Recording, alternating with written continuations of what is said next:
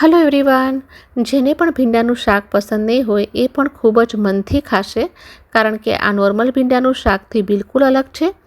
મોટાભાગે ભીંડાનું શાક બનાવતી વખતે એ ફરિયાદ રહેતી હોય છે કે શાક ચીકણું થઈ જાય છે, પણ આ રીતે શાક બનાવવાથી તમારી ફરિયાદ પણ દૂર થઈ જશે અને દરેક વખતે આ રીતે જ ભીંડાનું શાક બનાવશો. તો ચલો આ સુપર ટેસ્ટી મસાલેદાર ભીંડાનું શાક બનાવવાનું શરૂ કરીએ. એના માટે આપણને જોશે ભીંડા. અહીંયા મેં 500 ગ્રામ ભીંડા લીધા છે. અહીંયા ભીંડાને પાણીથી ધોઈ અને સારી રીતે કોરા કરી લેવાના છે, એટલે કટ કરતી વખતે એના ઉપર પાણી ન રહેવું જોઈએ. એનાથી જ્યારે તમે ભીંડાનું શાક બનાવશો તો એ ચીકાશ પણ બહુ નહીં પકડે. હવે ભીંડાને આપણે કટ કરવાના છે. એના આગળના અને પાછળના ભાગને કટ કરી લેશું અને ગોળ ગોળ રિંગ શેપમાં કટ કરી લેશું. તમને જો એની ચીરી પસંદ હોય, એટલે કે પાતળા અને લાંબા, તો એ પણ કટ કરી શકો છો. તો બધા જ ભીંડાને કટ કરીને લઈ લીધા છે. બહુ વધારે જાડા નહીં રાખવાના અને પતલા પણ નહીં, આટલી એની થિકનેસ હોવી જોઈએ આ રીતના. હવે લેશું એક કડાઈ. કડાઈની અંદર 3 થી 4 ચમચી જેટલું તેલ ગરમ કરશું. ભીંડાના શાકમાં નોર્મલ શાકના કરતાં થોડું તેલ વધારે પ્રમાણમાં રાખો, એનાથી ટેસ્ટ તો સારો આવશે જ, પણ ભીંડા જે છે એ ખીલેલા જ રહેશે. એટલે એમાં એડ કરશું 1 ચમચી રાઈ, 1 ચમચી જીરું. રાઈ અને જીરાને બરાબર ખીલવા દેશું અને પછી એડ કરશું હિંગ. હવે એમાં કટ કરેલા ભીંડાને એડ કરી લેશું. અડધી ચમચી હળદરનો પાવડર એડ કરશું. સ્વાદના અનુસાર મીઠું એડ કરશું. અડધી ટીસ્પૂન જેટલો આમચૂરનો પાવડર એડ કરશું. આમચૂરની જગ્યાએ તમે લીંબુનો જ્યુસ પણ 1 ચમચી જેટલો એડ કરી શકો છો. હવે ભીંડા જ્યાં સુધી કૂક થઈ રહ્યા છે ત્યાં સુધી આ શાકની ફ્લેવર અને ટેસ્ટ નોર્મલ શાકથી અલગ આવે એવો એક ચટપટો મસાલો બનાવી લઈએ. એક પેન લેશું, એમાં એડ કરશું કાચા શિંગદાણા. પહેલાં શિંગદાણાને સ્લો ટુ મીડિયમ ફ્લેમ પર શેકી લેશું.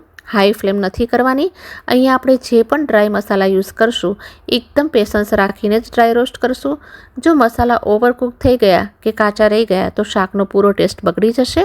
તો શિંગદાણાને સ્લો ફ્લેમ પર જ્યાં સુધી હલકા ડાર્ક સ્પોટ ના દેખાય ત્યાં સુધી શેકી લેશું. તો લગભગ 3 મિનિટ જેવું થઈ ગયું છે. શિંગદાણા સરસ રીતે શેકાઈ ગયા છે. તો હવે એમાં બીજા મસાલા એડ કરશું.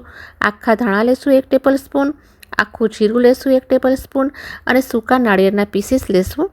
આ ત્રણેયને શેકાવામાં બહુ ટાઈમ નથી લાગતો. ગેસની ફ્લેમને એકદમ સ્લો રાખી છે અને ત્રણેય વસ્તુને ડ્રાય રોસ્ટ કરી લેશું. શિંગદાણાની સાથે જ એકદમ સરસ અરોમા આવી રહી છે. હવે લાસ્ટમાં એડ કરશું તલ.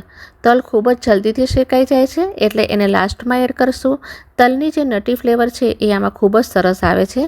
તલ પણ શેકાઈ ગયા છે. તો હવે એડ કરશું કઢી પત્તો. ટોટલી ઓપ્શનલ છે, પણ જો તમે ક્યારેય કઢી પત્તા સાથે ભીંડાનું શાક ન ખાતું હોય તો જરૂરથી એડ કરજો. અમેઝિંગ ટેસ્ટ મળશે. ગેસની ફ્લેમને બંધ કરી લેશું અને આ ડ્રાય રોસ્ટ મસાલાને પ્લેટમાં ટ્રાન્સફર કરી લઈએ અને એને ઠંડુ થવા માટે સાઈડ પર મૂકી દઈએ. હવે ભીંડાને પણ જોઈ લઈએ. એ પણ શ્રિંક થવા માંડ્યા છે અને ઓલમોસ્ટ રેડી થવા માટે આવ્યા છે. મેં એને વચ્ચે 2 વાર ચલાવ્યા પણ હતા.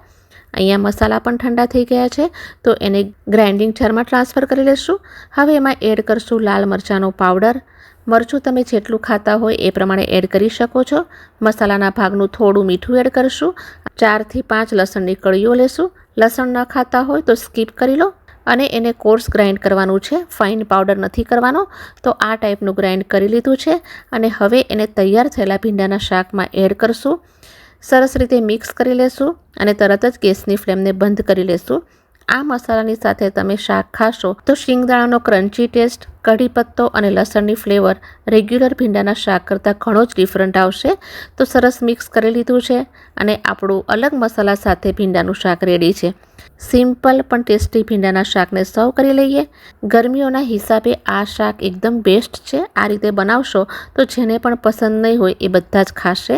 રોટલી, પૂરી કે પરોઠા સાથે તો તમે એને ખાશો જ, પણ રાઈસની સાથે પણ એકવાર જરૂરથી ટ્રાય કરજો. એકદમ જબરજસ્ત લાગે છે. જ્યારે પણ આ રેસીપી ટ્રાય કરી લો પછી તમારા ફીડબેક મારી સાથે શેર કરવાનું પણ ના ભૂલશો. Bye bye.